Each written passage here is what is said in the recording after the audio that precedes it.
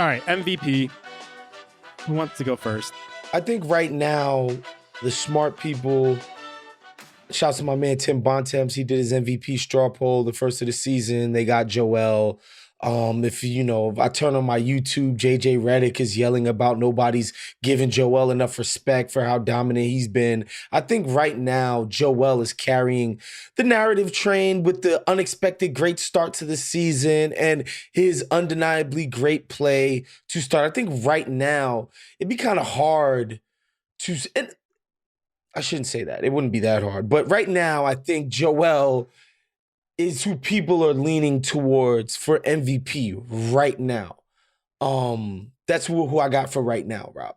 Yeah, I'm in the same boat. And this is an interesting one where I think Will B makes, there's kind of two different contexts here. There's who's going to be MVP by the end of the season, and there's who are the voters actually willing to vote for. Because, straw polls are one thing. Media members saying right now Joel Embiid is my MVP, but putting, I was going to say pen to paper, but I guess it's like cursor to drop down menu and choosing Joel Embiid as your MVP when I think a lot of Embiid voters last season came to regret it is going to be a different thing. And if the Nuggets are one of the highest seeded teams in the league, if Jokic continues to play at the level he usually plays at, I'm very curious to see how many people actually vote for Embiid over him.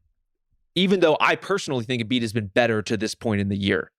It's just going to be like there's going to be a factor where like he almost has to be the best player by a pretty significant margin in order to outvote or outpull Jokic in the voting again. I could see that. I kind of think that's a misread of the narrative up until this point, because one of the big propulsive factors with MVP is not only being good in comparison to your peers, but being better than you were even last season. And in comparison to last season, Embiid has clearly taken a step forward, leading the league in scoring again, getting to the line at league high rates. And not only that, he's doing so without playing some of these fourth quarters because the team is just blowing them out. Embiid has only played 854 minutes. Luka, Giannis, Jokic have all passed the 1,000-minute mark. Even Shai Gilgeous-Alexander playing 936 minutes. And now you could say maybe that's helping Embiid with his efficiency stats, but clearly the raw production is there. And so, I think about it more when you put this all out on paper and you see that Embiid is playing better than he was last year, especially with the playmaking stats. I wonder if that's going to trump any sort of queasy feeling people have about maybe we shouldn't have given it to Embiid last year. It's a really great point. The fact that he's not just leading the league in scoring again for a third straight season, but every one of those 3 seasons has been ascending in scoring and ascending in many ways in efficiency. And on top of that this is the best passing season of his career. There's a lot to commend. I mean, Joel's been incredible. There's just going to be the question of obviously sustaining this level of production over the course of the full year, but that's where playing more limited minutes in some of these blowout games while still putting up crazy numbers in the process is really going to serve him well. I think I could see it, and it would certainly be interesting if at the end of this season we're looking at Giannis and Jokic and Embiid they would all be 2-time MVPs, right? If Embiid wins again. So that's why I think ultimately Luka's going to win the MVP this year.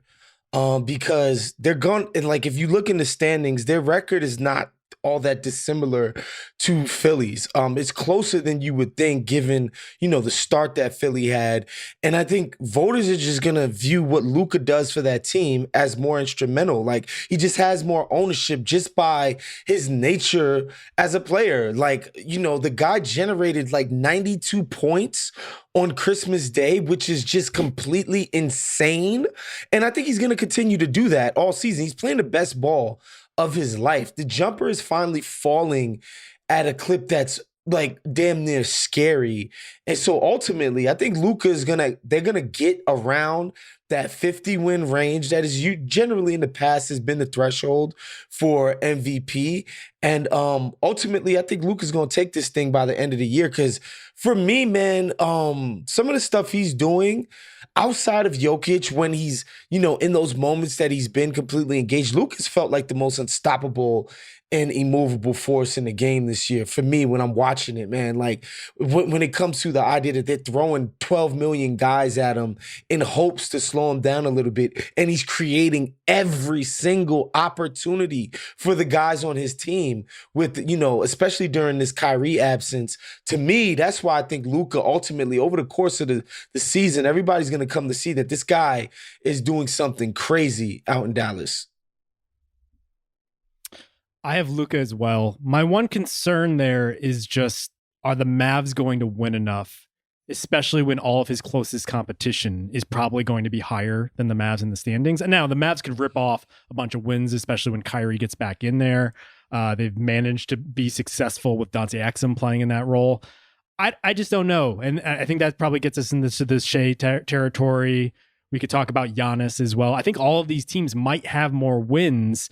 And the typical recipe for MVP, Rob, is usually best player, best team in most cases. Yeah, I think in order for Luka to be in there, the narrative case would have to be really strong. And for me, that means Kyrie misses significant time over the course of the entire season. Luka obviously continues to play at this level, which, was I'm with you, like on a night-by-night basis, it's hard to match someone in terms of pure creation, what he is doing for the Mavs right now. Joel scores a lot, creates a lot, but part of his value too is what he provides defensively. Luka is tilted much more toward only offense, but holy shit, is what he providing offensively good enough to potentially win him an MVP. So I think the Mavs would have to be in that they would have to stay in the 4-5 range in the West, and his numbers would have to be so overwhelming that they make the case for him. That's hard to do when Joel's scoring 35 a game. That's hard to do when Shea's putting up the numbers he is and the Thunder are winning this much too. And Giannis absolutely has a place in this conversation too, given what he means to Milwaukee as a downhill driver, the pressure he puts on the rim and what that creates for everyone else. Like, so much of what Dame does is playing off of what Giannis does right now. And to be the centerpiece of an absolutely elite offense in Milwaukee, Giannis has to be in that group. But he has the same uphill battle that a lot of these guys do. Like, I think Joel has been good enough to lock it up to this point. I still think we come back to Jokic at the end. That's kind of where I'm leaning, is that, and it relies on him playing at a level he has not played at yet in terms of production, but that we all know is there and that we all know has been playoff affirmed. But does the playoff success almost give him a case not to put the pedal to the metal? It definitely could. I almost feel like Jokic might be like post MVP, if that's actually a thing. He just like doesn't care about it in the same way that Joel did last season. And like at the end of the day, this is a political race. Yes. And if one guy is up there being like, I don't know, maybe vote me into office, it's up to you guys. I hope you just look at the body of work and you appreciate it. Like, that's not typically how these things win. And so like Joel definitely wants this again. And Luka has clearly been on this trajectory for a while. I do wonder if he's the type of player who will say, this is my year. Let me do everything I can play all of the possible games that I can in order to win it.